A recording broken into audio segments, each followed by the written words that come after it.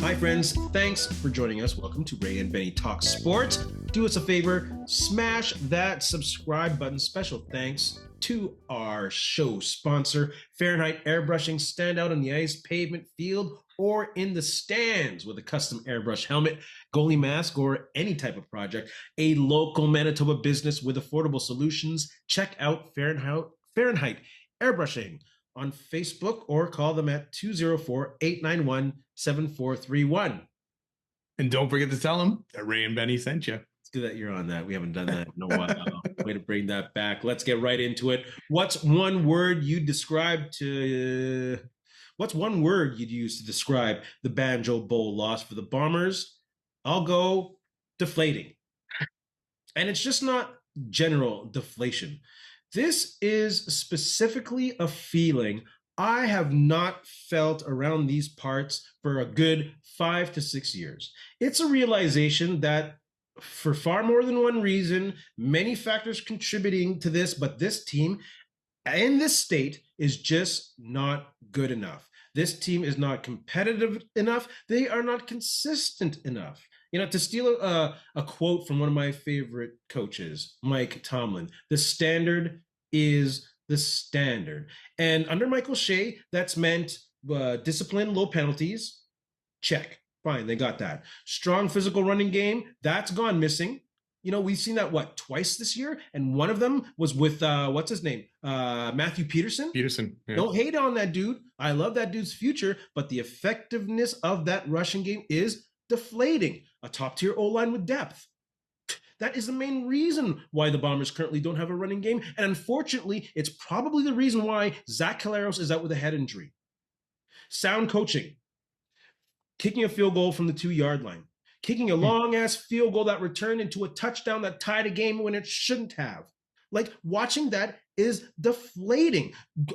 Jason Hogan's play calling. Another criticism of coaching. Like, a lot of people are on Jordan Younger's ass, but I'm okay. You know, he was dealing with some new pieces, so I'm not going to go on Jordan Younger. But, man, everything is just deflating.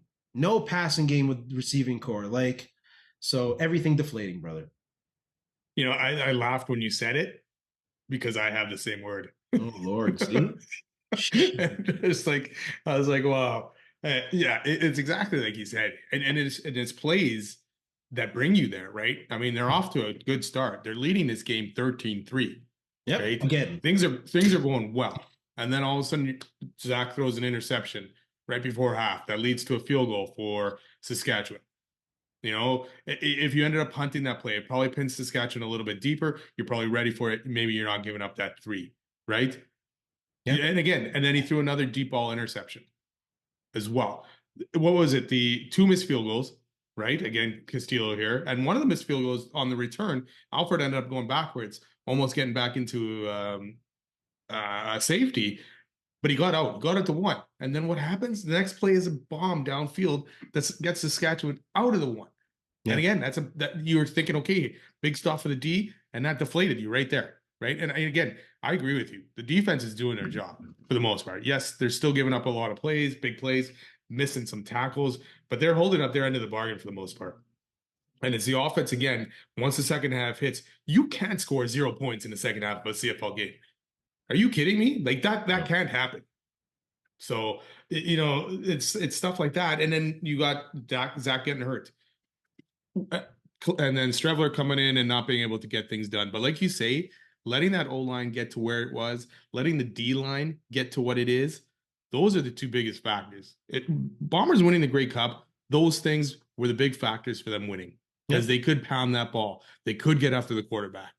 Now those things aren't happening. So, you know, you at some point, all good things come to an end right now, and you're kind of seeing it. And it's tough for teams to make that decision when they should move on from certain guys or when we need to bring in different blood here, right?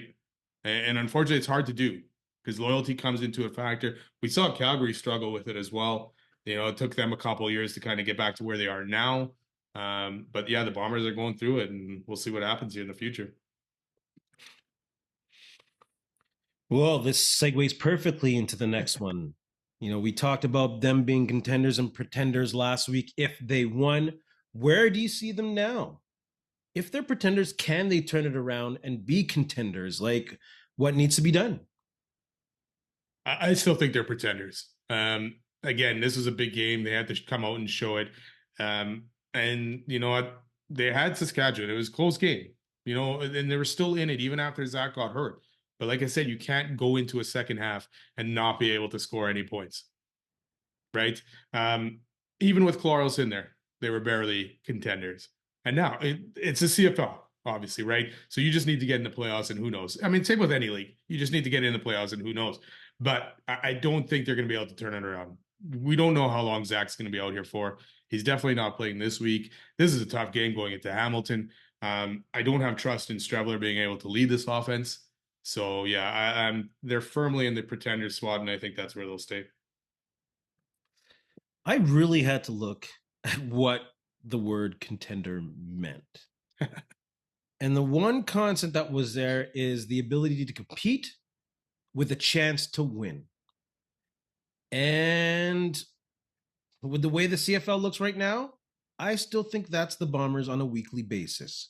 People can call me biased. People can call me a dumbass.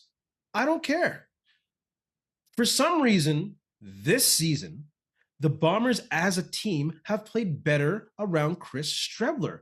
I don't know what it is. I don't know if it's, Zach is out, we need to pick up our game, or if it's maybe Strebler's effect on the dressing room. Maybe he rallies the troops and they play better around him. Despite him even throwing 3 interceptions, the whole team picks up their game. Special teams is better, defense is better. And maybe that's not a good thing. Like, they should be playing at that level with Zach Collaros in the game. But for some reason, they can pull it together. And like you said, this is the CFL.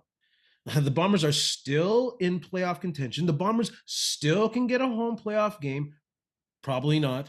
They still can get that crossover against the East, which even might be a better road for a team like them right now, still finding their way. So, not necessarily because they're playing well, because they are not. They've just lost 2 in a row. But looking at the CFL, the past 3 Grey Cup winners who have not been juggernauts going all season long, they've caught fire late, sometimes with a backup quarterback, and won the Grey Cup. So, just because of the league status right now, the Bombers are still sticking in contenders. They're still in my top 4. And if you're in the top 4 in the CFL, you can win on any week. That's my opinion. Yeah, the only thing for me is that the mistakes that they're making. Like, you have this game in control. Like, you're up and you're, getting Zach to throw the ball downfield. And he's been reckless with that ball. Over the last 2 years, he's been reckless. Just chucking that up into double coverage, triple coverage, it doesn't matter. Yeah. And he's got guys open and he's just overthrowing them or not making the right decision. Yeah. But, so you're saying they're not far off, though? No, obviously, no, they're not far off. Yeah. But I don't think at the end, and again, it's a CFL, so who knows? I've seen the Bombers lose to, obviously, the last few Grey Cups, losing to a lesser opponent, and other times in the past as well. So, I mean, anything can happen, and they still got 6 games here to turn things around and get on a bit of a streak. What did Montreal do? They won their last 8 a couple of years ago, right? So, yeah, it can happen, but they got to clean up these mistakes. They have to. The stars of this team have to start performing, and Nick Dembski has. Oliver is trying, but he's not getting the opportunities. Willie Jefferson, to me, yes, he's had a good season, but he needs to kind of carry that D line now and bring. I think he is. The amount of balls that guy is knocked down, and the only pressure that he put on his side, I don't think we could put on weight on his shoulders. He's put as much weight on his shoulders as he can, just like Tony Jones has, and surprisingly, James Vaughters in a couple of games this year. It's that middle that's really weak link. Like, you have Jamal Adams on the sideline sometimes, doing a lot of work pumping up the crowd. But those guys in the middle, I'm sorry, Jake Thomas, Cam Lawson, Schmeckel, they're not carrying the weight of that middle. And our O-line is atrocious. And the thing is, I think there are a couple pieces that could be brought in. You might have to F with the ratio. You might have to sit a Canadian and put an American at guard to make that O-line stronger, to give a QB time and to give him more rushing lanes, but they have to. Obviously, with that, that hasn't been done yet, so I'm talking out of my ass, but there are opportunities to get better. Where are you going to find those guys right now to bring them in and make that change and make that difference this late in the season? I think NFL cuts and Americans are much easier to find. That's why you have to be. That's why you have to be able to mess with that ratio. You have to be willing to take a Canadian out, possibly an old Canadian who's not playing up to the standard, put an American in, and sacrifice maybe an American on the secondary or some other side because that O line is important. You're not going anywhere without a good O line in the CFL. No, no good O line, no good D line. You're not doing much. So, what is the number one thing plaguing the Winnipeg Blue Bombers? Like, I don't think I have to go on. Clearly, my opinion is the O line. Like, can't really go off on them anymore without being a mean ass about it. So, like I said, you might have to bring an American in, mess with the ratio on some other end, but they need to upgrade and fast. Yeah, and mine was kind of the same thing I just talked about, turnovers. Like 4 turnovers in this game at least, and I know one was the last interception, last play of the game. And only 1 interception back the other way for the Bombers, and that's been the case this year. They're losing the turnover battle every one of these games. Yeah. And then the sad thing is they're in control of a game when these turnover happen. They even again the Labor Day game, big turnover against Saskatchewan, they don't score that touchdown, right? And then Saskatchewan gets the same kind of turnover and Saskatchewan scores that touchdown. I mean, Saskatchewan had 10 points off of turnovers in this game at least, right? Yeah. So it's the turnovers and the mistakes. Second half struggles, especially on offense, and then missed tackles start to happen because I think the defense is starting to get tired because they're on the field too long. And they're trying to make plays. Yeah, because you look at the splits of these games, right? The offense does well in the first half. The defense is doing well. The offense starts to do bad in the second half. The defense slowly starts to making mistakes because they've been on the field way too long. So, those things need to really be cleaned up. And I don't know if the message is not getting through to some of these guys. And the motto of the Bombers that used to be there for the last few years is kind of fell by the wayside. We'll see. You got some people online calling for management and Coach O'Shea to be released. That's just stupid. I'm not there with that yet at all. They're definitely getting. To me, it'd have to be at least another season and see where that goes. We'll see what happens with Walters in the offseason and all that stuff. Well, that's the thing. I'm not even talking about that now. How should the Bombers deploy Demario Houston?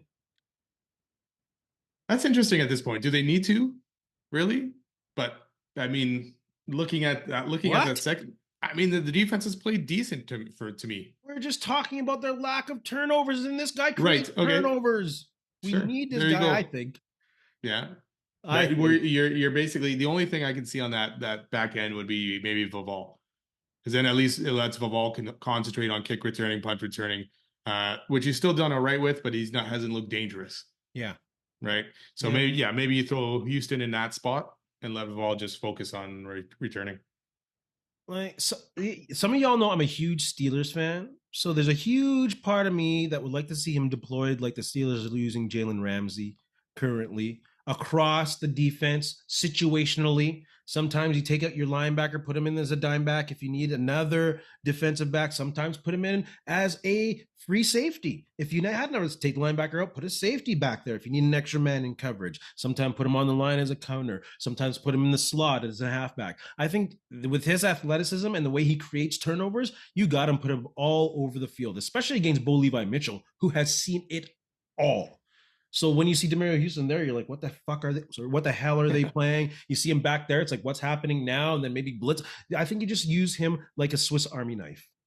Put him all places to make plays. See if he can create turnovers. That's the way I like to see it as a Steeler fan. Yeah, you just got to take. I mean, who are you taking out? Really, I guess, right? Avo one play, take out Cramdy one play, take out. No, like even out of the lineup, because some of these other guys, like even like Ball and that, they would be playing. Special teams too, right? Yeah. So you're gonna have to make a few changes there if you're bringing Houston in. That's a good way to get a guy into game shape. Put him on special teams, run up and down the field. Will Houston do that? I guess he'll have to if he wants to play. Yeah. On a Mike O'Shea team, you better play your role if you need him there. Next man up, right? Yeah. Or is that falling by the wayside too? I don't even know. How do the Bombers move forward if Zach isn't available short term and long term? Well, short term, what do you see? Yeah, I mean, I guess Chris Streveler is going to be starting again here. I'm at the point, if he struggles, I'd like to see what Terry Wilson can do at this point. If he comes out in his first half against Hamilton, whose defense is okay, right? Who's given up a lot of yards to guys. So he should be able to at least sling the ball a little bit or get some success with Oliveira on the ground. Yeah. So, I mean, if he can't do that, I would definitely love to see what Terry Wilson could do at this point. Because if you don't trust Terry Wilson at this point, why do you even have him on this roster still? You should have Absolutely. moved. You should have moved on and brought some other guy in, or even kept Shea Patterson or Jake Dogala or something like that instead of Wilson. If you're not going to trust him, I think Terry Wilson has to be a huge part moving forward. And I don't know if they're even looking at it or thinking of it, but I think they should maybe experiment with a 2 QB set, not 2 QB formation, but playing 2 QBs in the game. The first reason being, get Wilson some active snaps. Get him in the game, really see what I don't even know what his skill set is, to be honest with you. I have not seen enough. Obviously, they have, but I can't say, can any fan say that they've seen enough game tape to know what this dude can do? yeah. Like, let's see what the skill set is in the short term. Give the defenses something that they haven't seen before. Like, I know they're still in the mix. They're still a contender. You don't want to mess around with the playbook a lot, but hey, until the long term, what's his name comes here, Tyler Elgersma, because that's probably long term if you think about it. Yeah. Play the 2 QB system. Yeah. You'll throw something at Hamilton that they haven't seen. And you know what? Like I mentioned before, there's something about this team that plays well around Strevler. Something about it. So obviously Strevler's short term, but throw some Wilson in there purposefully. Don't wait for Strevler to get hurt. Have some Wilson formations in there. Just for the way the game was going for Strevler there against Saskatchewan in the Banjo Bowl, I probably would have put Terry Wilson in at some point. And I didn't know the game was close, so you still had that opportunity, even at the end. Get that touchdown on the Hail Mary, and it could be a tie game after that. But yeah, I think you had to maybe see what Wilson can do. Strevler had 40 yards, passing, and 2 interceptions, 2. Well, yeah, I'll let the last one go because it was yes. just a Hail Mary. But at least, 1 pick. And it wasn't a very good pick either, right? He overthrew I don't know if he got hit or what the heck, but that throw was bad. So frustrating. With Zach Collaros, Tris Strevler going into the game as a starter, let's move on to the Bomber blueprint. What needs to be done? Offense, defense, special teams for the Bombers to get out of Hamilton with a win. Let's start on out of Hamilton. Yes, right, it's in Hamilton. Let's start on offense. We'll say this every week until they get it going. Get the running game going, play the heavy set. Hamilton gives up over 100 yards rushing per game. They give up the largest average per carry yards at 5.5 per game. They give up the second least amount of 30 plus big play passing yards. So you got to just beat their ass down and find the short passing game. Now, I don't know what happened between Labor Day and the Banjo Bowl, where they saw a 6'3", 200-pound target and go to him 4 times for 85 yards, and next week they give him 1 target. What kind of sense is that? Get Kevin's Clercius involved in the game. This has to be a big game for him. They're not going to put 2 eyes on him. Those doubles are going to be on Dembski and Wilson. This guy's got to be open. Go to him, please. Yeah, like you say, just chip away at this Hamilton defense. Don't try to force anything downfield that you don't need to. Chip away, take the space that they're going to give you, take the yards that they're going to give you. Again, Brady Oliveira, get that bully ball game going. Because with Strevler in there, the passing game is not going to be as crisp. Yes, he had a very good game against BC. But in times that he's come in relief of a hurt Collaros, he has not looked good. So yes, now he has a whole week here to get prepared, and hopefully he does that because Hamilton D has given up the yards. Yes, they shut down Montreal, but that was Montreal's 4th-string quarterback in there, right? Yeah. So yeah, get after them.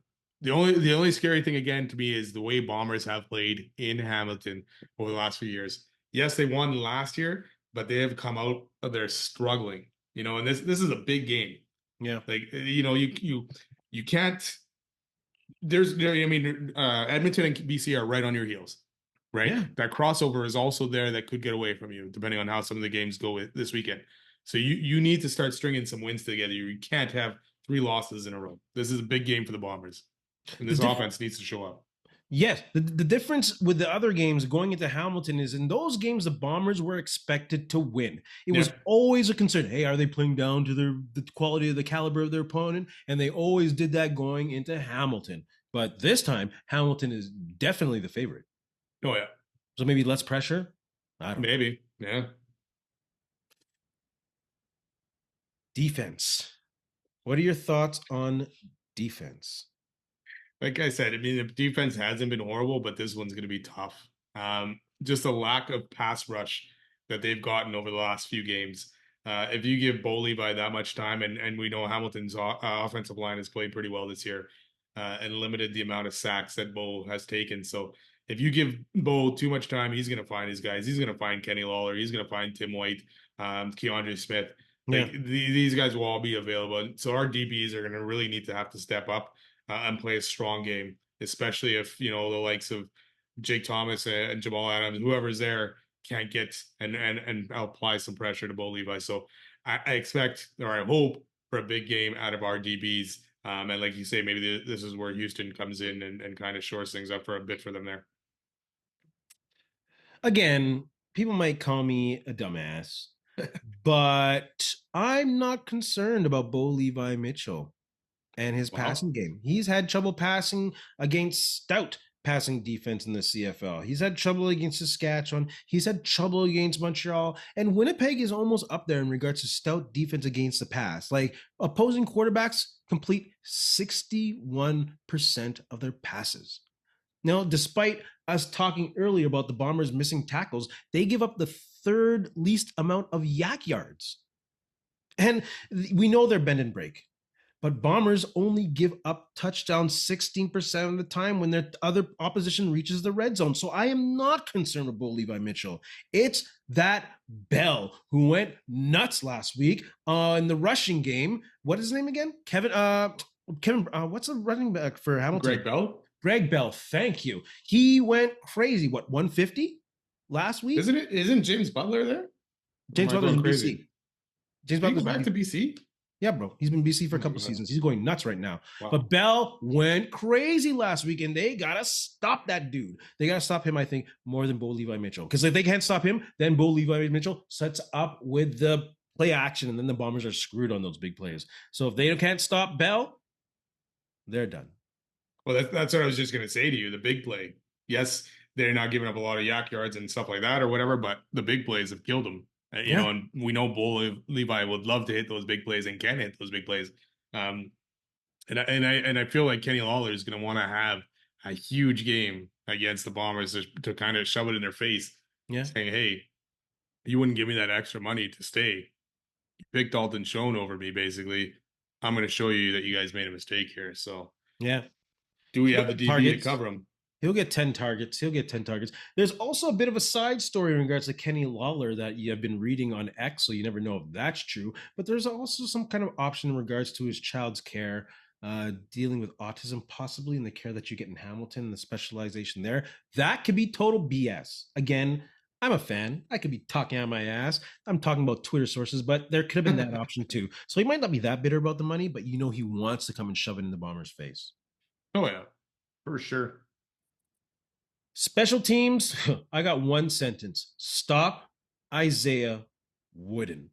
Best punt return in the league, best kick return in the league. Was he 3 touchdowns now or something like that? Just stop that, dude. That's more than one sentence. Stop Isaiah Wooden. What's up with Sergio? What happened to Mr. Reliable all of a sudden here? Mike O'Shea broke him. Do you think that long missed field goal is what's killing him? I mean, he hit long missed field goal, and also the one that O'Shea decided not to go for, the 53-yarder. Remember that the week after? We're like, whoa, why isn't he going for the 53-yarder? And then O'Shea talked about, pregame, the wind, his max was 50 going in this direction, but he didn't let Castillo go for that 53-yarder the week after that. But I mean, all kind of garbage since then. Wasn't one of them over 50 that he just missed on the weekend here? Yes. So, I mean, and then he missed even a shorter one, like a 40, I think. But, the guy who you almost thought, okay, he's hitting 60s. He's had a reliable season, very good. You can trust him, right? But those are some big plays because now you're all of a sudden you lost 6 points right there that they didn't get. And then at the end, you could have gone to field goal range, and that's all you needed for the win possibly. So he needs to pick it back up. He needs to be Mr. Reliable again, that the Bombers can trust him. Talking through it, I think maybe it was the 53-yarder that O'Shea didn't go for rather than the long field goal kick that was missed. Maybe that affected him more. Like, maybe. Yeah. It's wild the swing he has taken over the last few weeks. Bomber fans, put your comments in the comments section below, and also do us a favor, Bomber fans, CFL fans, because we're moving into CFL talk. Smash that subscribe button. Helps the channel grow. Thank you so much. CFL talk. Thoughts on Maple Leaf Sports Entertainment and the Buffalo Bills partnership. You can go first. Yeah, I'm trying to look at the bright side of this and wondering maybe it can help the Argos, but and Bob Irving even said it on Twitter. If what did he say? If Doug Flutie thinks it's a good idea, he's gonna give it a shot. So I'm gonna give it a shot, but at the same time, I'm trying to figure out how this is gonna work. Okay, because the Argos are gonna host a Bills themed game against Hamilton in October. Okay, I don't know what that does for the Argos. Will that fill the stadium? Will NFL fans come check out the CFL because it's a Bills themed game? To me, is the Bills going to do something in Buffalo to show, hey, the CFL, we're on board with the CFL somehow and get those guys attracted, right? I mean, you've got tons of people going from Ontario into Buffalo to watch games. Why not get some people from Buffalo or that area over the border and come check out some CFL games? To me, that's where you're winning, right? Yep. You're not winning by promoting the NFL. For me, this is a no-lose situation for the Bills. Like, why wouldn't you do this? You almost want to strengthen your hold in Ontario, because Toronto still hopes for an NFL team at some point. But if the Bills say no, it's not happening, and the Bills know that. If they lose that support in Ontario, that's a big chunk. They're a small market. They need all the help they can get to keep this going. The other thing was it includes a football camp. Why can't MLSE do that themselves? Why do they need the Bills in the NFL to promote that or to sponsor that? Mm. And at the end of the day, it's an MLSE Buffalo Bills partnership. Why is it not the Toronto Argos and the Buffalo Bills partnership? So I want to give it a chance. I hope it works. I hope it does something, but I don't have a lot of faith in it. Yeah. Yeah, my first initial thought was obviously disappointment as a CFL fan. Yeah. The fact that MLSE in one press conference seems to have put more effort and drawn more attention to this Buffalo Bills partnership than it has for the Argos in the past 7 or 8 years of owning their team. But there is a lot of optimism in it as well. There was a huge missed opportunity back in the late 90s, 97, when the CFL and NFL partnered in that $3 million loan, interest-free. And nothing came out of that. No. It just fizzled out and never heard from again. So you know what? I'm willing, and hopefully the Board of Governors is willing to step back and see what this approach or see what this strategy comes. Because you talk about camps. And why can't MLSE do a football camp? And you know what? Maybe it's because the youth of Toronto being exposed to all these major sports, MLB, NBA, MLSE, all who are hundreds of times larger and more legit in regards to professionalism than the CFL are. Those are the leagues that Toronto youths are growing up on. CFL is minor league. I'm not joking. CFL is minor league in that city and maybe outside of Hamilton inside that province. So maybe this partnership will raise up the value. Like Flutie says, everything the NFL touches turns to gold. Well, let's see, because not even just all year, the past few years, all we can do is shit on Toronto for not putting in the effort. Well, this, if anything, is the ultimate effort. Ideally, as a fan, I would love it if Toronto was able to next year go into Buffalo, have a bit of their training camp in that new gosh darn stadium, and have an exhibition game in that Buffalo Bills stadium. I don't care if the field is smaller, put your CFL game on that big field. You have 64,000 season ticket holders in Buffalo that could just walk into the stadium and see what the stadium is like with a different football product, getting ready for the NFL. Bring a little of that. Maybe you draw some people and maybe you don't, but at least the effort is there. That's a big dream, maybe, and will not happen, but it's a possibility, right? These are the possibilities that open now. Maybe it opens more regional partnerships in the CFL. Like, we know because of our feeds, there are too many gosh darn Viking fans in Winnipeg. But imagine that kind of partnership and what will that do for youth, maybe, and sports popularity. Like, the Bombers are hot now, but imagine if they start sucking again and they Yeah. need a little oomph. Imagine that partnership. BC has a natural partnership with the Seattle Seahawks, your favorite team to hate. So Yes, got you exactly. there. So, Yeah. there's It's like, what? partnerships, Saskatchewan and Green Bay, small market, community owned, they wear green. Maybe there's something there. So I'm trying to be as optimistic as I can, but still I hold a lot of disappointment for MLSE not putting this effort before. Because like people said, there were hundreds or like maybe a little less media for that press conference when they get nobody for their practices. Yeah. That's Yeah. disappointing as a CFL fan, but hopefully optimistic at MLSE is trying now. They're trying, I hope.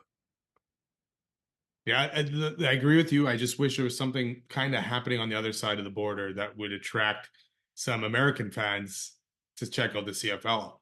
Yeah. Like some kind of bus tour or something, even bringing them over, right? Because I mean, yeah, you're trying to attract fans in Toronto, but you got to just bring fans from all over, and it's not a far drive from Buffalo or the border there to get to Toronto. So, hopefully it expands and hopefully it gets better. But yeah, willing to give it a chance and see where it goes. We want this league to have obviously a long life. Like, I can't imagine football without the C. I probably won't even watch NFL for a while, man. If the CFL folded, I would be a mess. I would be a mess. Oh yeah, for sure. And you know what? The CFL needs Toronto. It needs it. Yes, So absolutely. Like, the league will be profitable if Toronto is a success. The yeah, Bombers in Saskatchewan can keep their money, not having this. Like, come on, there's so many good things about Toronto being a successful market. They got to yeah, try everything. exactly. So I'll cheer for it. MLSE. What is, despite this, what we just talked about, what's this week's CFL high? Oh, no. Did I say hot topic? That's later. What's the CFL's high stakes matchup and why? I'm going to go BC Ottawa. BC must keep pace with the Bombers. Bombers have lost 2 in a row. The Lions have to be at the head of the Bombers to qualify because the Bombers have the season series. And BC also needs to stay ahead of the Red Blacks and Argos to qualify for the crossover. In Ottawa, they just always need to win every week because they're sad. So that's my matchup. Sorry, that's my matchup of the week. I love Bobby Dice. I'm just saying Ottawa. Come on now. Yeah, I told and BC's been all over the place, right? They look Oh, good one week beating Hamilton, then they look bad the next week. And they've been up and down all over the place. I'm gonna pick the other one because I do agree with you on Ottawa and BC, but I'm gonna go Edmonton, Toronto. Same kind of situation, right? Toronto lost, and that crossover is going to be coming probably pretty clear. If Toronto and Ottawa both lose this week, that crossover spot is probably going to the West, or it's very close to being going to the West. yeah. But that also then Edmonton win keeps them on pace with BC, who if they win, and the Bombers if the Bombers lose, right? So all those teams are now tied, and Edmonton still has the opportunity to take the season series against the Bombers. I don't know how much they've played BC yet. I can't remember off the top of my head. So, that West could be interesting. And if all those teams, if Edmonton and BC win, say the Bombers lose, all those teams are 6 and 7. Yeah. Right. And so now you got 3 teams in contention, not only to make it in the West Division, one's possibly making it also in the East Division. So you got 3 teams fighting it out there. Yeah, so much weight on every game. Like next week, every game is going to have the same amount of stakes. Yeah, it was a big win by the Elks over Calgary this past week. I know, eh? Yeah. Damn, it keeps Calgary in grasp as well. Yeah. Despite the MLSE Buffalo Bills talk, what's your CFL hot topic going into week 15 of the CFL season? For me, it's got to be Milt's comments and concern for the health of Zach Collaros and the pushback he got from Mike O'Shea. Personally, you have 2 Bomber greats. They're both Bomber legends. O'Shea already for sure. And of course, I am concerned with Zach Collaros' health. And if he's cleared, I'm all for him playing. But the coaches and O-line have to be on high alert. No mistakes can be made to keep this man upright. His future quality of life depends on people keeping him upright. Now, are those the conditions you want your O-line playing under? Yeah. they already got pressure. Now you're under more pressure. I'm not going to argue with you because I had the same thing. So that's my CFL hot topic as well. I see where Milt's coming from, right? He sees a guy getting multiple concussions over his career. The guy's already at the tail end of his career. He's won Grey Cups. He's put up numbers. He's a Hall of Famer. There's nothing else for him really to prove, right? And now you got family, you got young kids. It's about quality of life later on because who knows what happens in 10 years from now, right? CTE is real for these guys. And is it worth it to go out there and take a couple more hits to the head? Like he was out. He was out on that ground. He was not moving. And this has already been a few times this season where it has not looked good for his head. Yeah. So, yes, I see where O'Shea's coming because at the end of the day, it's not up to someone else to decide when someone should retire, right? It's up to Zach Collaros and his family to make a decision if he's going to retire or bring it back. So I get where O'Shea's coming from in defending his player, but I get also where Milt Stegall is coming from because it's a place of concern. And Milt Steagall's played. I'm sure he's had concussions in his career. So he knows what that feels like. And obviously O'Shea has too. So, playing a linebacker spot, I'm sure you've gotten a few concussions in your time too. So, yeah, it's an interesting topic, and I don't think it's going to go away anytime soon. Oh, hell no, it's not going to go away anytime soon until that guy puts the helmet on and gets back on the field. Who is currently your CFL Coach of the Year? Corey Mace. Got to be Corey Mace. I mean, Saskatchewan is rolling. They've looked very good. I mean, they've only lost 2 games, both against Calgary. But it's a different team. They're not, besides this hit to the head, which I don't think was dirty at all. It was fine. It's just a little bit high, but they've been way more disciplined than we've seen in the past. Even last year, you're like, well, you can see it. He's trying to make a difference, but it wasn't working yet. Right. But that culture has changed there for Saskatchewan. They're not making the same Bowman-headed mistakes they used to in the past. They're just playing way better football and not taking undisciplined penalties. Yeah. Like we saw this a couple of weeks ago. We talked about this a couple of weeks ago with Corey Mace and the difference it is this last year from this year. Like, I could care less if Calgary has beaten them twice. We're talking about now. And Saskatchewan is coming off 2 straight wins on Labor Day weekend and the rivalry matchup. They are feeling it and they are hot at the right time. Calgary does not look hot at the right time. The team that they have, the defense that they had, they should have swept their series confidently. I get it. Fajardo's good. He's better than, and he's tough and he's gritty, but that was Calgary's series to take. So I'm really doubting now Calgary for some reason, and I'm really believing in Saskatchewan. So I'm going to go Corey Mace based on that in this past weekend. Yeah, more consistency out of Saskatchewan than Calgary right now. Because they're leaning on a good running game. Yeah. I'm just saying. Because look at what the Bombers have done to Trevor Harris the past 2 weeks. The dude has not touched 250 yards. He had 1 touch on the first game, 0 touchdowns in the second game. Yeah. And a big plays to really get there in both games, right? So Calgary, Saskatchewan team is going to be hard to beat. CFL fans, put your comments in the comments section below and do us a favor. Smash that subscribe button. Winnipeg Jets fans, smash that subscribe button. A little bit of Winnipeg Jets talk before we go. Where does Johnathan Toews fit?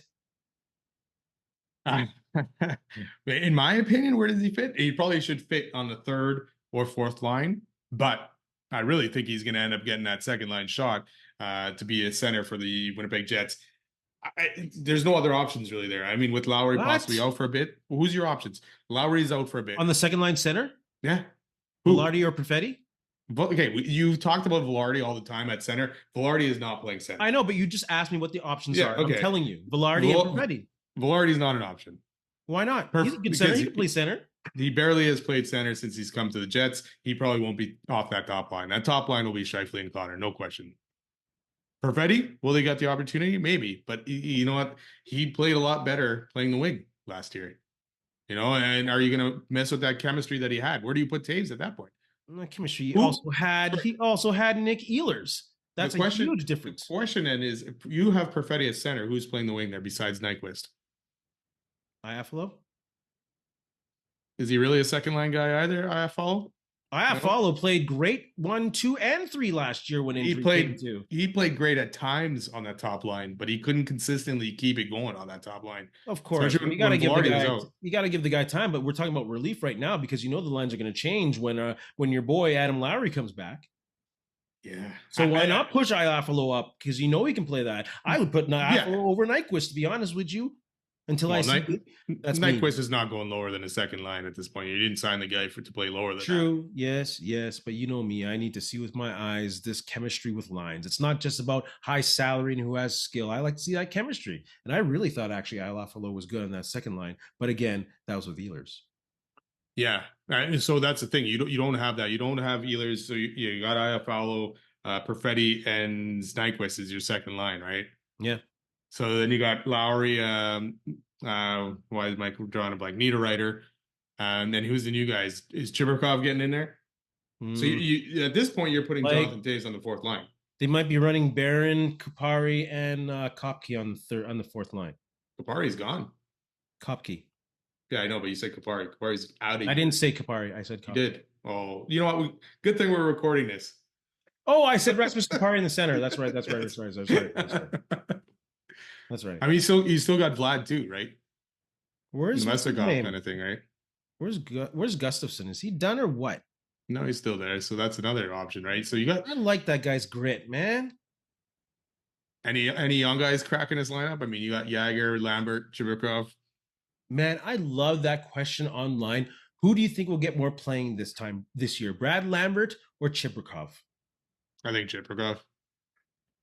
Because I think Chibrikov will fit into your third line role, right? He can take the what's his name, Appleton role. Where's Iafallo going to play? Well, again, he'd probably be on the fourth line again, where he was before. Yeah, true. You know, and so you're basically putting Toews on the fourth line, are you not here then, right? Well, not at the start of the season because they're screwed because Adam Lowry's not playing. I mean, Vlad Domestikov played second line center basically all season last year, right? Well, he's gonna be starting. He's gonna be in an Adam Lowry spot right now. Yeah, probably. I mean, you probably got Gustafson or Barron centering line 4, right? Yeah, well, in just in regards to the spirit of the question, where does he fit? In my opinion, I want to see Velarde play center. I'd rather see Nemestikov on the fourth line. I'd rather see Toews on the third line. That's my opinion. Ideally, yes. I mean, I'd be okay with Toews on the third line. I mean, obviously, I want to see what he does, right? If he can go out there and play half as good as he used to be, then hey, mate, you never know on that second line. But for sure, at least third line. In the past 2 years, the third line has played almost as much as the second line.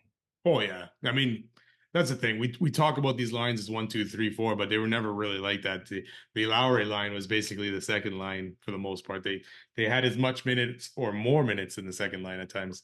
Yeah, McDavid's on the ice, Lowry's there.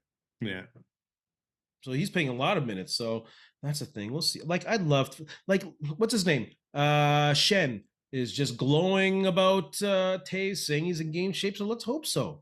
I hope everyone's glowing about Toews. Even Hellebuck was. So if he's a second line center and he thrives, bro, I'm all in. I'm all in. I am wrong. You know?